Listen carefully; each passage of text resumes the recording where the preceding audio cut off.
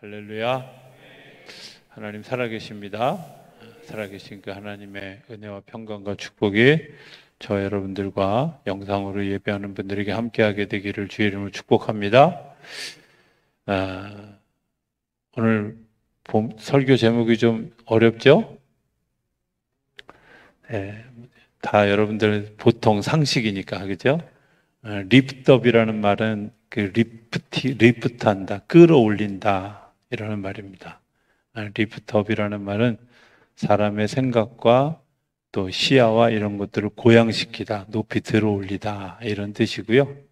와이즈업이라고 하는 말은 무슨 뜻이냐면 우리의 눈을 뜨게 해서 보게 한다 이런 뜻입니다. 제가 이례적으로 먼저 설교 제목을 설명하는 이유는 제가 굳이 영어를 쓰고 싶어 쓴 게 아니라 적당한 표현이 이렇게 시편에 어울리지 않는 긴 제목보다는 짧게 하는 게 낫겠다 이런 생각이 들어서 설명부터 하고 시작하는 걸 양해해 주셨으면 좋겠습니다. 메가더 장군과 빌리그람 목사님의 공통점이 있더라고요. 뭘까요? 사람이다. 그렇죠. 미국 사람이다. 역시 송기환 권사님의 저 유머는 네. 자, 이 두 분의 공통점이 있는데요. 이분이 성경을 읽는 패턴이 비슷해요. 꼭 아침에 일어나서 이 두 분이 공통적으로 하는 일이 있는데 하루에 시편을 5편 이상 읽고 잠언을 한 장 꼭 읽고 물론 뭐 다른 성경도 읽지만 이 성경을 이렇게 읽는 시편과 잠언을 읽는 습관이 있는데 심지어 메가더 장군 같은 경우는 내가 하루에 시편을 5편 잠언을 한 장 읽지 않으면 잠자리에 들지 않는다 이렇게 할 만큼 아주 철저하게 뭐 빌리그람 목사님이야 그 성경을 늘 대하는 분이니까 그렇다 치지만 메가더 장군은 장군이잖아요. 그죠? 군인이잖아. 군인인데 그가 시편을 또 잠언을 읽은 이유가 뭘까 하는 것들을 이렇게 생각해 보게 됐어요. 왜 하필이면 시편일까? 시편에는 뭐가 나타나 있냐면 하나님이 어떤 분인가 하는 것들이 나타나 있어요. 하나님이 어떤 분인가? 하나님은 어떤 분이신가? 우리의 그 탄식도 들으시고 또 우리의 고백도 들으시고 찬송도 들으시고 우리의 기원도 들으시는 분이고 거기에 대해서 응답해 주시고 관여해 주시는 분이다. 그래서 하나님이 하시는 일을 보기 위해서 이 두 사람이 공통적으로 시편을 하루에 5편 이상 꼭 읽었다는 거예요. 반면에 잠언은 뭘까요? 잠언은 이 땅에 살아가는 사람들의 원리를 알기 위해서 그렇게 이제 글로 되어진 일들을 늘 읽으면서 이 땅에서 어떤 원리를 가지고 살아가야 될 것인가 하는 것들을 늘 성경을 읽었다고 그래요. 제가 그래서 저도 이제 이 두 분의 그 이야기를 듣고 제가 이제 꼭 유난히 우리 목사님이 그 시편을 신방 가서도 그렇고 자주 쓴다 이유가 있습니다. 거기에 저도 이제 그때 그 깨닫고 나서 글쎄요, 한 7, 8년 정도 됐을까요? 그때부터 시편을 더 열심히, 잠언을 더 열심히 읽게 되어졌던. 그러면서 이제 생각해 보니까 이런 특징이 있더라고요. 시와 산문의 차이가 있어요.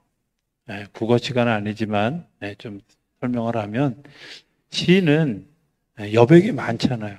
그 여백을 누가 채우냐면 내가 채우는 거야, 내가. 이분의 경험과 이분의 탄식과 이분의 기도가 내 기도와 얹어져서 같이 공감해서 거기에 채워 넣게 하기 위해서 시를 쓰는 거예요.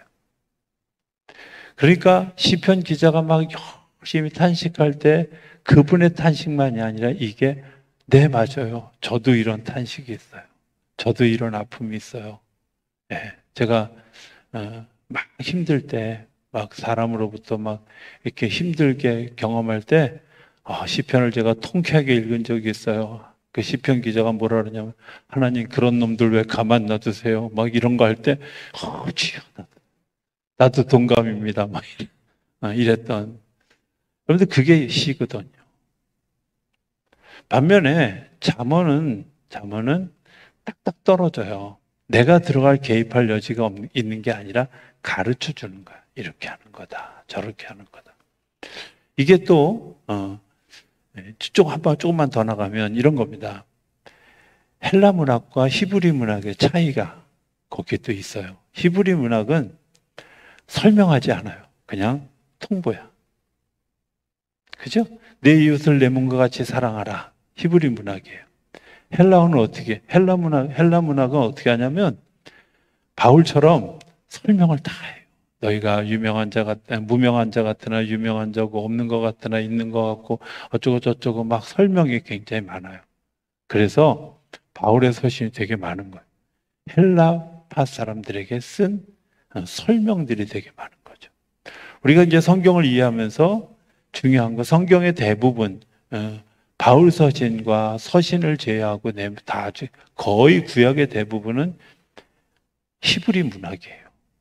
그러니까 우리가 그것을 받아들일 때 아멘 하고 믿으면 내 능력이 되지만 내가 아멘이 안 되면 이해하려고 하면 이해가 어려워요. 왜? 그래서 성경이 쉬운 듯한데 어렵고 어려운 듯한데 쉬워지는 이유가 거기에 있죠. 저는 오늘 시에서 무슨 여백을 발견할까 하는 것을 생각해 보게 돼요.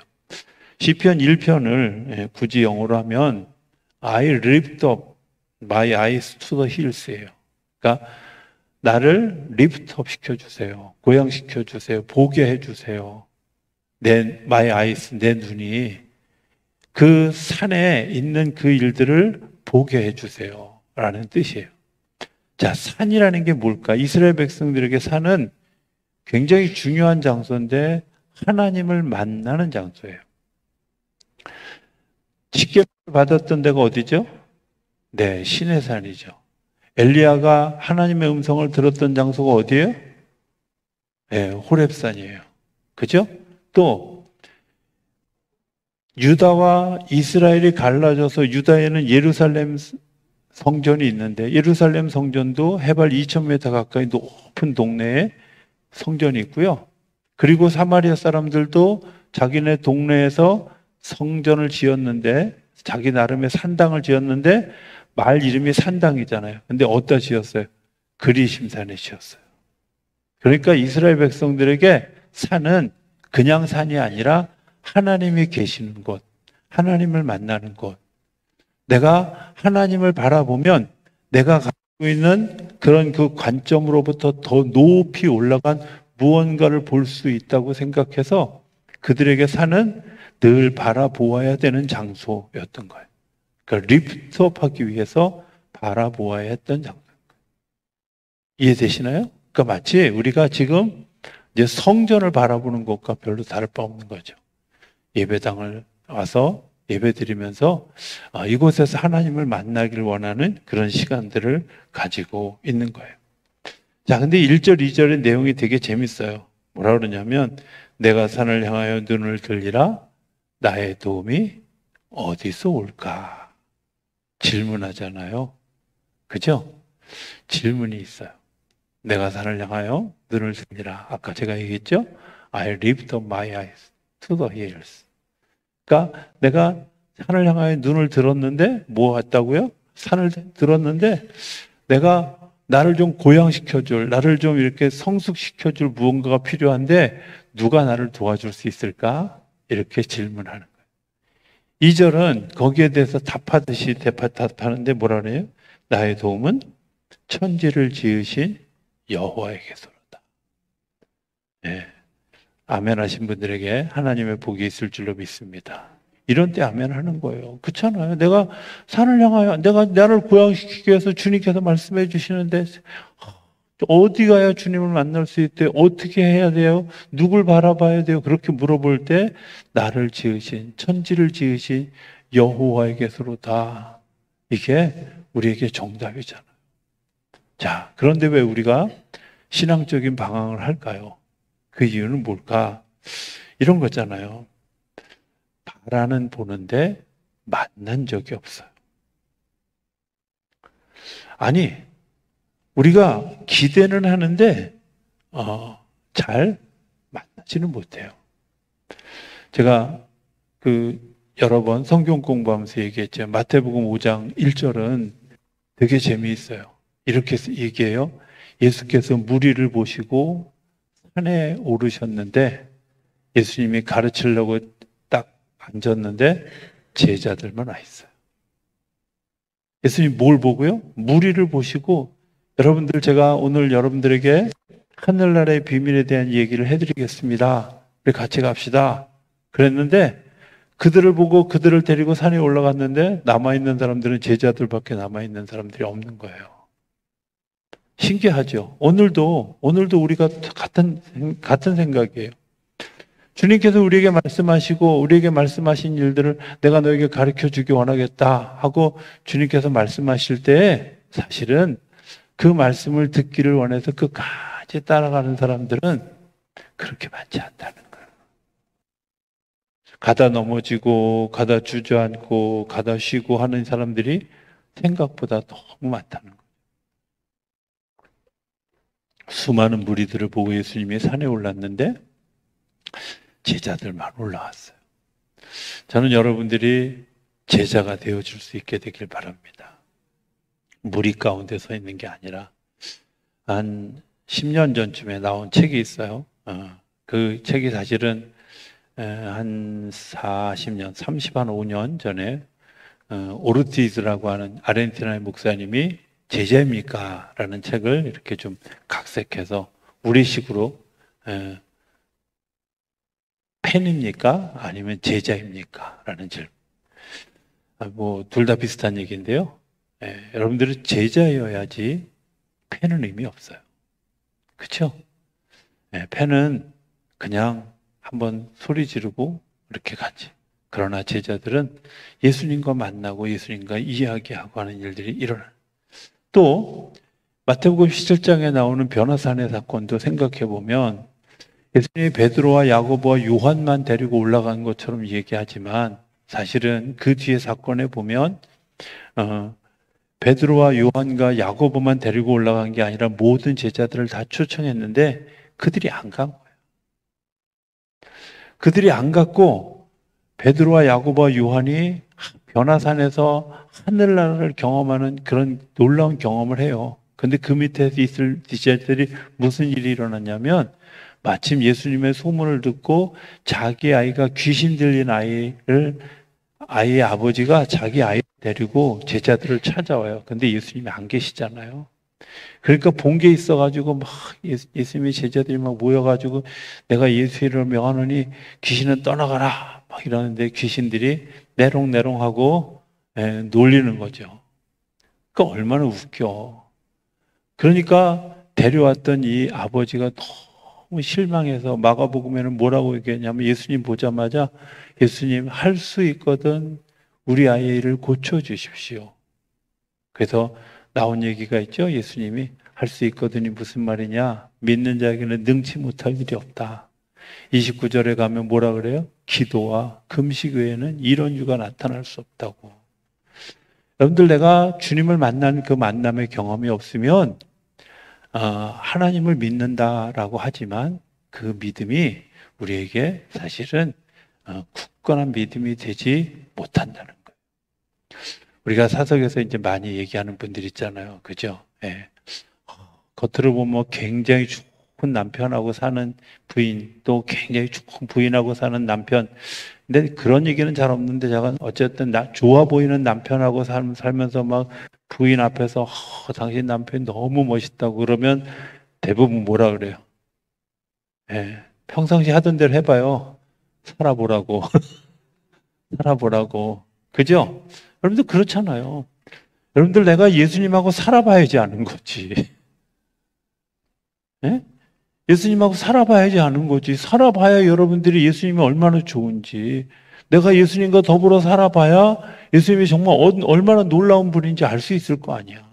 근데 많은 사람들이 예수님을 바라보기만 하고 예수님 이야기만 듣고 예수님 구경만 하고 예수님에 대해서 많은 얘기를 정보를 알고 인포메이션을 알고 있는데 중요한 건 뭐예요? 예수님의 성품이 어떤지, 예수님이 무슨 마음을 가졌는지, 예수님이 우리에게 어떤 것을 기대하고 있는지, 나와 더불어서 어떤 교제를 하고 있는지 이런 건 모른다는 거예요.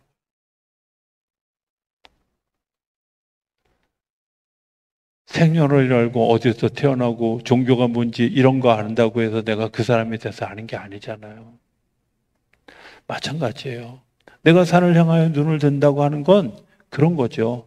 내가 주님을 알기 위해서 이제 나의 도움이 어디서 올고 어떻게 오는가 하는 것에 대한 기대, 내가 그분과 접촉해서 만나는 그런 그 귀한 일들이 내 안에 일어났으면 좋겠다. 이게 간절한 시인의 바람이에요. 저는 그 바람이 오늘 우리의 바람이 되어줄 수 있게 되기를 기대합니다. 내가 기왕 예수 믿는 거, 예수님이 누군지는 알아야 될 거 아니야. 예수님이 어떤 분인지는 알아야 돼. 예수님이 얼만큼 좋은 분인지는 알아야 될 거 아니에요. 예수님이 나에게 어떻게 해주기를 원하고 나를 얼마나 사랑하시는지 좀 알아야 될 거 아니야. 정말 그분을 만나고 나면 인생이 달라지는데, 정말 그분을 만나고 나면 삶이 달라지는데 우리가 그분을 그냥 구경만 한다. 굳이 영어 쓰면 about God이에요.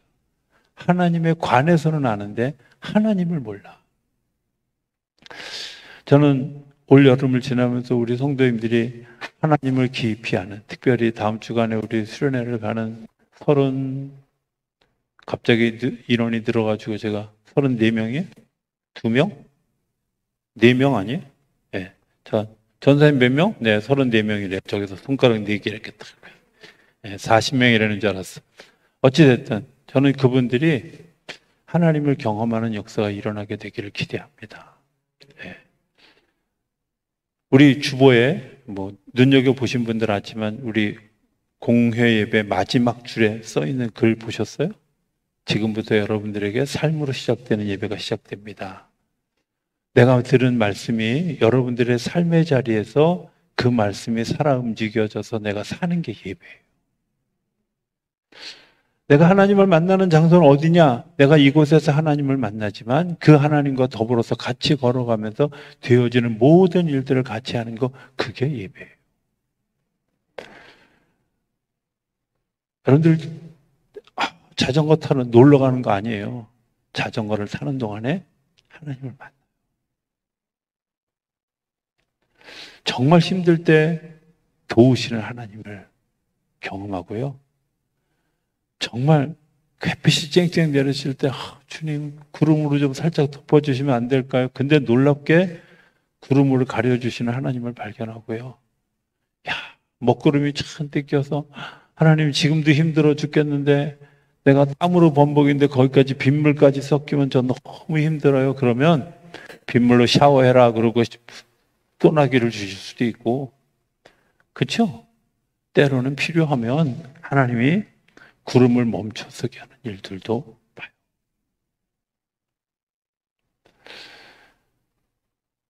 봐요. 자동차를 운전하다 보면 졸릴 때가 되게 많아요. 정말 한 발짝도 못 갈 것 같은 생각이 들 때가 되게 많아요. 근데 전에는 막 창문 열고 막 별짓을 다 했어요. 근데 요즘에 기도해요. 하나님 너무 졸려요. 운전해 줄 사람이 없어요. 나랑 같이. 운전해 줄. 어떻게? 휴게소는 너무 멀어요. 시간에 맞춰서 가야 돼요. 하나님, 이 졸음을 이기게 해주세요. 정말 놀라운. 시간이 지나면 졸음이 온데간데 없어지더라고. 저는 그게 너무 미스터리예요. 하나님이 하시는 일이 우리 안에. 내가 기도하고 요청하고 내가 하나님께 이런 것들을 요청할 때 허락하시고 도우시는 하나님을. 뒤에 이제 3절부터 8절까지 내용이 그런 것들이거든요. 3절에 이렇게 얘기하잖아요. 뭐라고 얘기해요? 3절에 여호와께서 너를 실족하지 아니하게 하시며 너를 지키시는 이는 졸지도 아니하시리로다. 아멘이십니까? 예, 예. 제2차 세계대전 때 이런 일이 있었어요. 독일과 일본이 소위 무인 항공기를 써서 상대방을 폭격하는 일들이 일어났어요. 일본은 한 사람, 탑승객 한 사람만 타고 조종해서 비행기와 같이 떨어져서 죽는 일종의 가미가제 특공대라 해서 한 사람이 운전하고 그 사람도 자폭하는 거죠. 독일에서는 무인 항공기를 개발해서 비행기가 가서 폭격하고 그 비행기도 같이 무너뜨리는 일들 때문에 영국의 이제 아주 오래된 그런 그 문화재들이 다 소실될 위기에 처해 있어요. 그때 이제 그 영국의 내각에서 그 일을 위해서 고민을 하면서 내각의 수반들이 다 이제 고민에 빠져 있는 거죠. 어떤 분이 탄식하듯이 뭐라고 얘기하냐면 처칠경이요. 이제 우리나라가 풍전등화의 위기에 있습니다. 이럴 때 하나님이 우리 편을 들어주셨으면 좋을 텐데. 그랬더니 그 윈스턴 처칠이 아주 그 특유의 그 이상한 웃음을 쓱 웃으면서 이렇게 얘기했다는 거예요. 지금은 하나님도 둘 중에 하나밖에 선택할 수 없는데 히틀러 편을 들든지 아니면 처칠 편을 들든지 둘 중에 하나 하셔야 될 텐데 나는 하나님이 우리를 지키실 것을 믿네.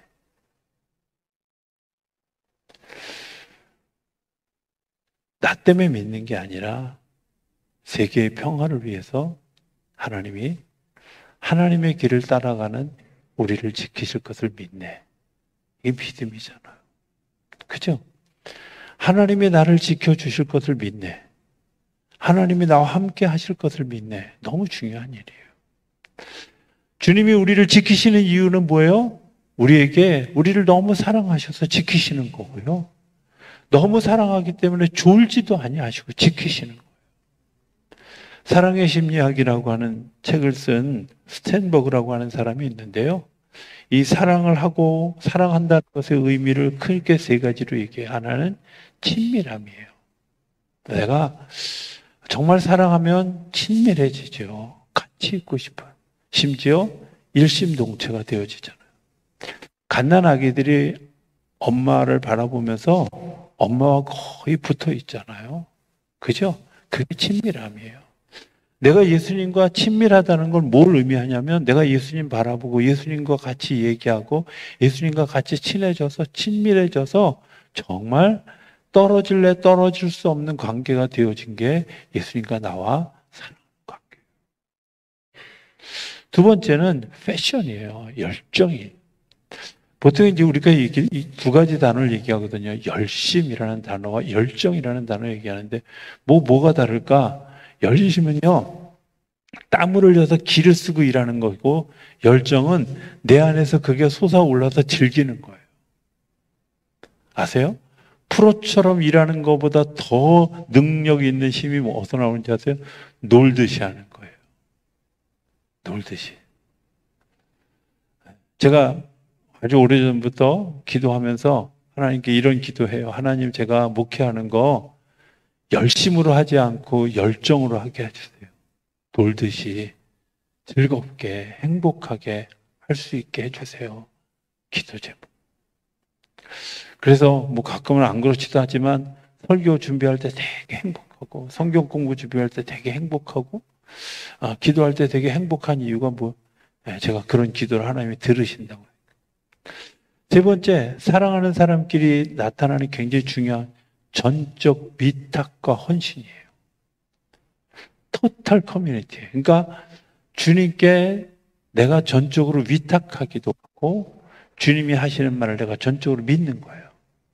믿음의 관계는요, 상대방이 메주로 팥을 아니고 죄송합니다. 맞죠? 콩으로 팥을 쓰는 콩으로 매주 이거 쪼크를 하려고 그러다가 빗나갔어. 자, 콩으로 매주 쓰는 거잖아요. 그죠? 매주로 콩을 써도 얘기하려고 했던 건데 잘못 가가지고 어찌됐든 그래도 믿는 거죠. 왜? 나는 당신 믿어. 그게 사랑하는 사람. 주님이 나를 사랑하시는데 주님이 내가 끊임없이 주님을 배반하는데도 주님은 여전히 뭐라 그래요? 난 너 믿어. 난 네가 여전히 사랑스러워. 내가 주님과 가까워지는 가장 중요한 길은요, 그분의 말씀에 듣고 순종하고 내 생명까지도 맡기는 거죠. 제가 설교 시작하기 전에 리프트업이라는 얘기를 내가 고양시키다, 이렇게 솟아오르게 하다, 이런 거잖아요. 내가 주님을 만나고자 하는 마음이 우리 안에 일어나면, 그리고 그것이 우리의 기도가 되어지면 와이즈업이 돼요. 우리의 눈이 열려져서 하나님의 역사를 보게 된다는 거예요. 하나님이 우리에게 그런 일들을 하게 하기 위해서 우리에게 뭐예요? 기도할 마음을 주시고 말씀을 읽을 마음을 주시고. 파스칼이라고 하는 사람이 지금 팡세라고 하는 책에 세 종류의 사람이 있다 그래요. 하나는 하나님을 발견하고 섬기는 사람. 행복하죠. 합리적이죠. 그런데 두 번째 사람은 뭐냐? 하나님을 찾기는 하는데 만나본 경험이 없는 사람. 그 사람은 합리적이긴 하지만 불행해요. 그런데 세 번째 사람은 뭐냐면 하나님을 찾지도 않고 만난 적도 없어요. 어떨까요? 나머지는 상상에 맡겨요. 하나님 우리에게 내가 너를 지킬 거야 약속하죠. 졸지도 아니하시고 주무시지도 아니하시고, 심지어 또 이렇게 얘기합니다. 5절에 보면 여호와는 너를 지키시느니라. 여호와께서 내 오른쪽에서 내 그늘이 되시나니 낮의 해가 너를 상치 않겠다. 우리가 대한민국에 살면서는 낮의 해가 뭘 우리를 상하게 해요. 네, 이스라엘 가서 한 주간만 지나보면 낮의 해가 어떤 데인지, 사막에 가서 1시간만 있어 보면 낮의 해가 어떤 건지, 선크림 100개를 발라도 소용없어요. 숨이 막히는데. 낮의 해가 나를 지키는 건 주님이 그늘이 되어주시는 거예요. 살이 익는 정도가 아니라 타는 정도가 아니라 거의 익어가는 그런 상황인데 주님이 우리를 지키시는 거예요. 어떻게? 그늘이 되어주셔서 지켜주셔요. 밤의 달도 우리를 지키는, 이스라엘 사람들이 생각하는 밤의 문제는 모든 질병이 밤에 일어난다고. 이 정서적이고 정신적인 문제들은 불면증, 우울증 이런 것들로부터 시작해서 거기서 파생된 것들이 뭐 간질하는 일이라든지 이런 것들이 그때 일어난다고 생각해요. 근데 밤에 달도 주님께서 우리를 지키신다는 거예요. 그냥 내 질병으로부터 주님께서 나를 예방시켜 주시고 지켜주시고 인도해 주신다는 거예요. 내가 어떻게 할 때 주님이 먼 데 있는 것이 아니라 내가 주님 앞으로 나아갈 때 주님을 발견하게 되고 주님이 전적으로 위탁하실 분이고 내 열정을 불러일으켜 주실 분이고 내가 주님과 더 친밀한 관계에 서게 하는 그런 분이라는 사실을 우리가 깨닫게 되어질 때 그런 역사가 일어나게 되는 줄로 믿습니다. 아플 때 걱정이 될까요? 아니요. 주님이 함께 계시기 때문에 아픔을 이길 수 있고 아픔을 치료하심도 경험할 수 있고 아픔 때문에 겪어야 될 여러 가지 일들을 내가 감당할 수 있는 거죠. 실패했습니까? 실패한 것 때문에 두려워하지 않죠. 저는 욥기를 제가 지난 주간에 욥기를 읽으면서 다시 그런 생각을 했어요. 뭐 욥기를 42장을 다 강의를 했기 때문에 제가 욥기를 좀 잘할 것 같다. 그리고 건방지게 생각하고 욥기를 다시 읽어가면서 제가 놀라운 사실 하나를 발견했던 건 뭐냐면 욥이요. 그렇게 힘들게 하는 친구들이 있고 그렇게 힘들게 하는 사람이 있는데 내가 선자리를 떠나지 않았다. 야, 욥 대단하다. 이런 생각이 들어요. 여러분 예수 믿는 사람들은요. 실패한 것, 그 실패를 통해서 하나님이 열어주실 축복의 통로가 열려지는 시간인 것을 기억하실 수 있게 되길 바랍니다. 문제는 내가 주님을 만나는 일이 중요한 거죠. 저는 이번 우리 MIF 수련회가 그 야전에서 주님을 만나는 경험이 있게 되길 바랍니다. 네. 제가 지난 주간에 창피한 얘기를 좀 해야 돼요. 하도 오랜만에 이제 그래도 나름 제가 뭐 걷기도 일주일에 많이 걷고 또 수영도 하고 막 이제 이래서 나는 네, 이제 신체적으로는 20대다 이렇게 생각하고, 예, 20대는 좀 심했고 30대다 뭐 이 정도로 생각하고 잠깐 자전거를 타고 막 앞뒤 왔다 갔다 하고 막 속도 냈다 줄였다 별짓을 다 하고 막 그랬는데 그때쯤 오니까 갑자기 종아리가 막 땡기기 시작하더니 페달을 밟을 수 없는 상황까지. 어떡하냐 막 이제 그러는 상황이 됐어요. 월요일 날 보니까 막 다리가 왼쪽 다리가 오른쪽 다리 2배가 되더라고요. 그래서 와 창피해서 이거 어떻게 다니냐 이제 이런 생각을 하고 마음을 가졌어요. 근데 제가 그러면서 그런 생각을 한 거예요. 그런데 중요한 건 그 얼마 남지 않은 시간을 그래도 꼬린 지점에 들어올 때는 자전거 타고 들어왔다.